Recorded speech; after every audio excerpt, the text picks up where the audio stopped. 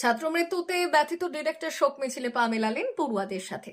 IIT খড়গপুরের ইতিহাসে এই ঘটনা বিরল বলেই মানছেন কর্তৃপক্ষ থেকে প্রাক্তনী ও বর্তমান পড়ুয়ারা।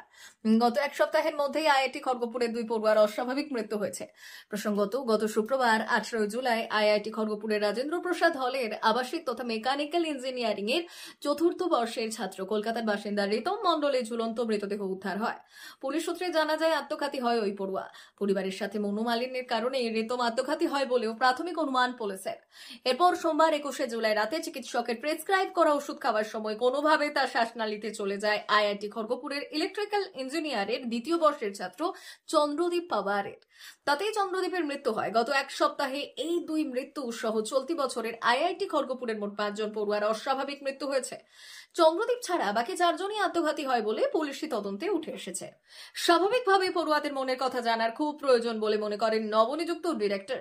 সেই উদ্দেশ্যে এই পড়ুয়াদের সাথে মিশে যেতে চান তিনি।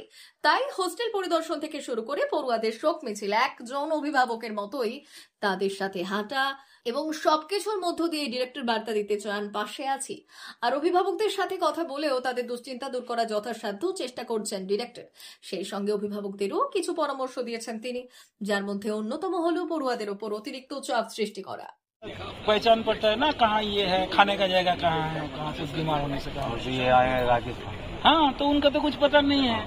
और आपको भी हम बोलेंगे, आपको एक अलग एक गार्जियन का एक सेशन हम करेंगे कि गार्जियन को भी आप तो लौट के इनका मम्मी पापा को तो कुछ बोलना पड़ेगा ना कि क्या है उनका, क्या होता है। तो आप वो भी हम बोलेंगे, आप आइए चाय फाय पीजिए हमारे साथ और सुनिए अच्छा से। क्या होता है कि स्कूल तक तो ठीक है, लेकिन कॉलेज में चैलेंज और डिस्टर्ब और आपके साथ उनका थोड़ा डिस्टेंस बन जाएगा और ये भी सोचेगा कि अरे पेरेंट्स वो डिस्टर्ब कर रहे हैं अपने आप को, हो जाता है।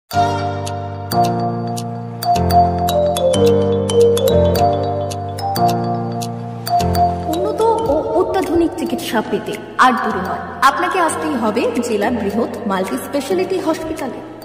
ওম হসপিটাল, ললাট, পশ্চিম মেদিনীপুর।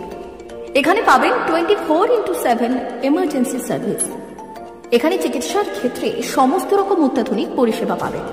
এখন থেকে আর বাইরে যাওয়া নয়, একেবারেই কাছে সমস্ত চিকিৎসা পরিষেবা পেতে চলে আসুন ওম হাসপাতাল। রোগী ভর্তি, অপারেশন, আউটডোরে রোগী দেখানোর সুব্যবস্থা। এখানে ICCD, HDD, dialysis unit, burn ইউনিটের পরিষেবা পেয়ে যাবে। এছাড়াও general surgery, gastro surgery, onco surgery, orthopaedic, spine surgery প্রভৃতির ব্যবস্থা পেয়ে যাবে। কলকাতা, কটক, ভুবনেশ্বর এলাকার প্রখ্যাত চিকিৎসক ও সার্জেনরা এখানে রোগী দেখছেন।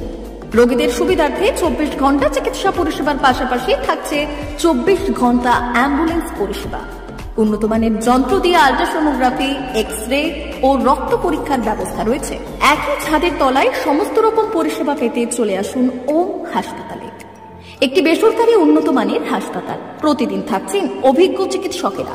চিকিৎসা করছেন doctor Ankit Agarwal, MBBS, MS, MCH, doctor Jagmohan Mishra, MBBS, MS, MCH, doctor SR Panda, MBBS, MS, ortho, doctor Adnan Rehan Khan, MBBS, MS, ortho, doctor Prasad Mondal, MBBS, MS, gynae, doctor Abhijit Sarkar, MBBS, MD, doctor S Tamili, MBBS, doctor Pathik Sit, MS, DNB, general surgeon, doctor Miraj Ali Khan, MBBS, DNB, general surgeon.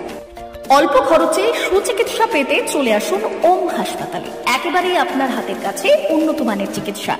এখানে স্বাস্থ্যসাথী কার্ডের সুবিধা রয়েছে। ললাট, পশ্চিম মেদিনীপুর। যোগাযোগ নম্বর 9333309195 অথবা 70